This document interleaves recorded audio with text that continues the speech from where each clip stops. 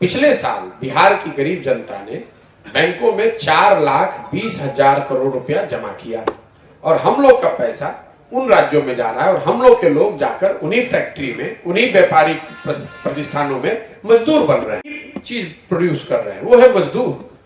हम लोग मोटरसाइकिल नहीं बना रहे हैं, हम लोग गाड़ी नहीं बना रहे हैं, हम लोग टीवी फ्रिज नहीं बना रहे हैं, हम लोग सीमेंट छड़ नहीं बना रहे हैं।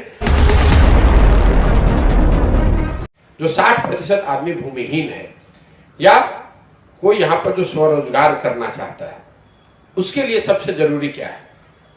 व्यापार करने के लिए आपकी अपनी समझ, आपकी रिस्क लेने की क्षमता के साथ साथ सबसे जरूरी है पूंजी का होना।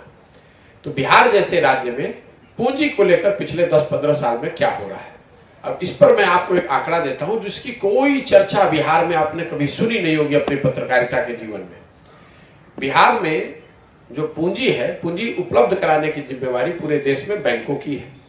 बैंक जो काम करते हैं, आप और हम बैंकों में पैसा जमा करते हैं और बैंक ऋण के तौर पर लोगों को पैसा देते हैं ताकि लोग व्यापार कर सकें। देश के स्तर पर 70%, ये आंकड़ा है 70%, एक रेशियो है क्रेडिट डिपॉजिट का, मतलब जितना पैसा बैंकों में जमा होता है उसका कितना पैसा वो ऋण के तौर पर दे रहे हैं। ये देश का औसत है 70%, मतलब जितना पैसा बैंकों में जमा हुआ उसका 70% पैसा लोगों को ऋण के तौर पर व्यापार करने के लिए, उद्योग धंधे लगाने के लिए मिला। बिहार में ये आंकड़ा पिछले 10 साल से 25 से 40% रहा है। लालू जी के जमाने में ये आंकड़ा 20 से भी नीचे था। नीतीश जी का जो 17 साल का कालखंड है, ये औसत अभी 35% है। पिछले साल ये था 40%। अब इसका परिणाम क्या हो रहा है मैं आपको वो बता रहा हूं। पिछले साल बिहार की गरीब जनता ने बैंकों में 4,20,000 करोड़ रुपया जमा किया। तो अगर औसत, राष्ट्रीय औसत भी आप मान ले तो 2,80,000 करोड़ रुपया बिहार के लोगों को ऋण के माध्यम से छोटे बड़े उद्योग धंधे लगाने के लिए, स्वरोजगार के लिए मिलना चाहिए था। लेकिन चूंकि 40% ही ऋण दिए गए तो मिला कितना? 1,62,000 करोड़। इसका मतलब कि 1,25,000 करोड़ रुपया तो राष्ट्रीय औसत के मुकाबले हम लोग को ऋण कम मिला। और ये पैसा बजट का नहीं है, ये पैसा केंद्र सरकार का नहीं है।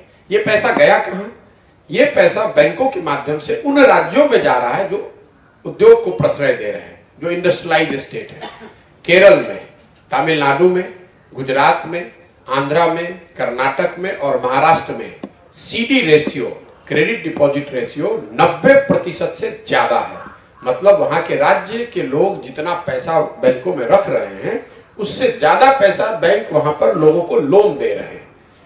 तो यहाँ का पैसा, बिहार का पैसा उठाकर या बिहार जैसे गरीब राज्यों का पैसा उठाकर बैंक उन राज्यों में ऋण दे रहे हैं जहां पर उद्योग धंधे ज्यादा लग रहे हैं और हम लोग का पैसा उन राज्यों में जा रहा है और हम लोग के लोग जाकर उन्हीं फैक्ट्री में, उन्हीं व्यापारिक प्रतिष्ठानों में मजदूर बन रहे हैं। बिहार का दुर्भाग्य है कि बिहार के जो नेता हैं, हमने आपने ऐसा मान लिया है कि बिहार का जो जमीनी नेता है वो वही व्यक्ति होना चाहिए जो शर्ट के ऊपर गंजी पहने, जिसको भाषा का ज्ञान ना हो, जिसको विषयों का ज्ञान ना हो, उसी को हम लोग कहते हैं कि जमीनी नेता है। बिहार ज्ञान की भूमि रही है। 2000 साल का जो देश का इतिहास रहा है, इसमें ज्यादातर समय इसी जमीन से ये देश चलाया गया है। और उस राज्य में आज स्थिति यह है कि हम लोग एक ही चीज प्रोड्यूस कर रहे हैं, वो है मजदूर। हम लोग मोटरसाइकिल नहीं बना रहे हैं, हम लोग गाड़ी नहीं बना रहे हैं, हम लोग टीवी फ्रिज नहीं बना रहे हैं, हम लोग सीमेंट छड़ नहीं बना रहे हैं। हम लोग सिर्फ और सिर्फ जवान लड़कों को, अपने बच्चों को मजदूर बना रहे हैं और ये दुखद स्थिति है। और इसके लिए जो नेता, जो व्यवस्था यहाँ पर है, वो सीधे तौर पर जिम्मेवार है। और कोई भी आदमी ना वो इस विषय पे बात कर रहे हैं, ना पत्रकारगण उनसे सवाल पूछ रहे हैं।